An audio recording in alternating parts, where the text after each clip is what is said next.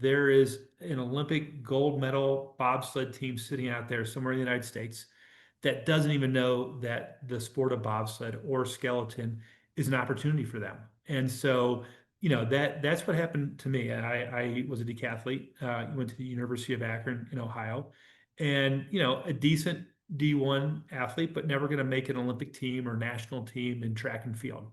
And was introduced and just kind of came across it, and really it was a calendar that I had. It was an Olympic calendar, and every month was a different sport. So track and field was one sport, table tennis was another, archery was another, and it just turned out that bobsled was one of the sports that was featured on the calendar.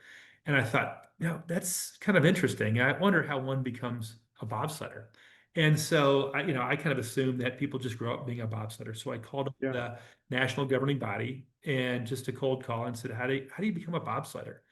And they explained to me about the talent transfer and how they look for other athletes, athletes who had played other sports that wanted to potentially make that transition to the sport of bobsled. And so I explained to them my background, and there was interest there. And they said, why don't you come out to Lake Placid to the Olympic Training Center